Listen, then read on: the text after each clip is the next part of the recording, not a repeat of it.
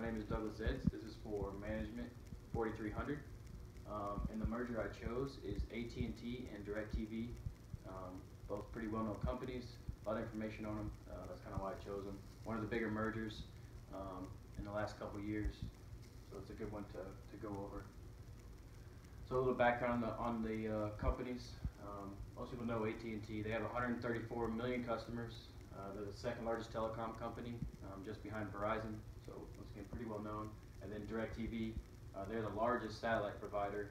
Basically, them and Dish kind of rival each other, but DirecTV is substantially more. They have roughly 20.3 million customers. AT&T stood up in 1995. Well established. You can trace it back to their Bell roots, which was a company that stood up in 1885, but the AT&T that we come to know really stood up in 1995. Then DirecTV, around the same time, stood up in 1994. So the buyout. So when all said and done, AT&T had to pay $67.1 billion when you included the net debt that it had to pay. So a lot of money going into the buyout. So management was able to estimate that they would save $1.6 million within the first 3 years, just by different savings on the manager side. But we're sitting at about 2.5 years since the merge. The merge happened in July 2015, so haven't quite hit the 3-year mark, and they're not quite to that amount of savings yet. So what did they buy with that $67.1 billion?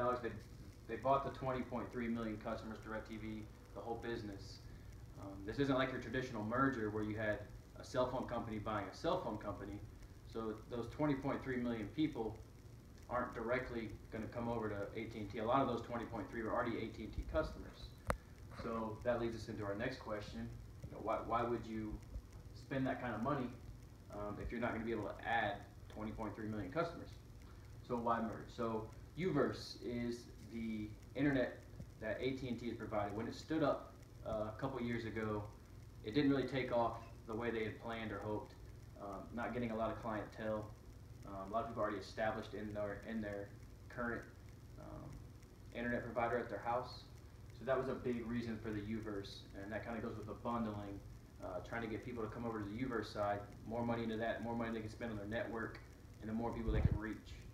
And then kind of a hidden gem in the buyout that a lot of people don't talk about is DirecTV had full rights to the NFL. Nobody else has rights to the NFL. Most people have heard of the NFL Sunday Ticket. Well, that's owned by DirecTV. So AT&T buying DirecTV, they bought that out. So now they have the rights to the NFL Sunday Ticket, and you're able to watch football anytime you want on your phone, anywhere you're at. So that was a kind of a bonus.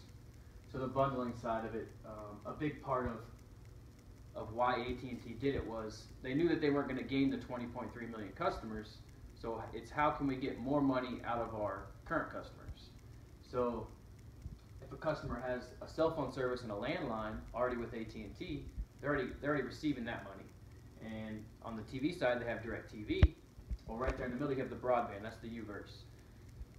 If they're able to reach out to a customer that, a lot of them fall in that criteria, where you have AT&T as a cell phone and DirecTV as your satellite provider.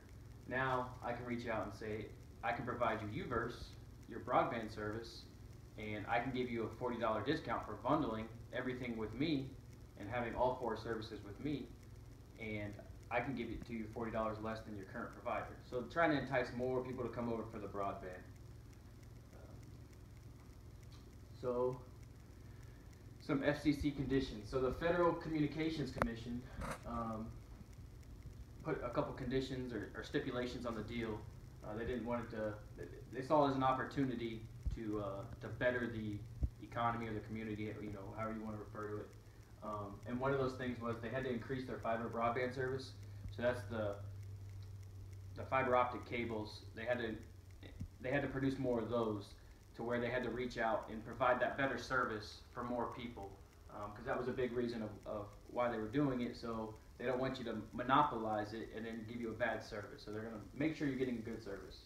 And then schools and libraries, they made it mandatory that AT&T provides super fast and high gigabyte service to schools and libraries that fell within a certain criteria. Most of it was inside cities, so a lot of your city schools, but that's a great thing. Another problem we have in the United States, our poor education system. So that was a great way of sliding in a little bonus. And then the last thing, low-income households. AT&T was required to provide the same service at a discount to certain low-income households that may not be able to afford the service otherwise. So was it a good deal? Was it a bad deal? Hard to tell.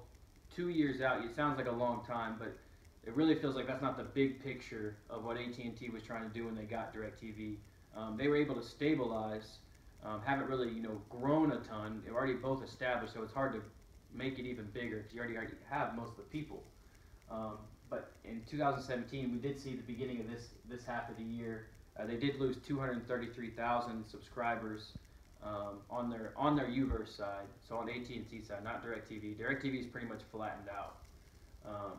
Overall customers haven't really changed, but they're at the bottom. Time Warner buyout, so it kind of makes you feel like 2.5 years out, AT&T's got a bigger plan for everything, and now they're working on buying out Time Warner, which is another TV provider on the cable side. So once again, trying to pull in more cable, more TV providers, and not force, but entice them to come over and join their UVerse and more bundling. So it's hard to say if it was bad. You look at the stocks now. When AT&T did the buyout, their stocks were trading at $35.01, so right at $35 a share. Within the first coming months, normally after mergers, you see a drop off because they had to spend all that money for the buyout.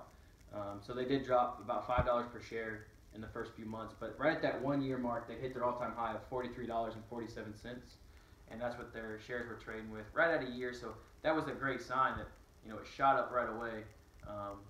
But then it just kind of plateaued, and then it fell right back off and leveled back off. It right now it's trading at $36 a share. So once again, they haven't lost money on the deal.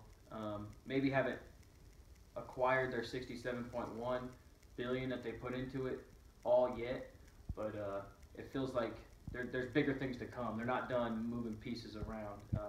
Getting DirecTV just enabled bringing more money, more free money to play with and do things like buy out Time Warner.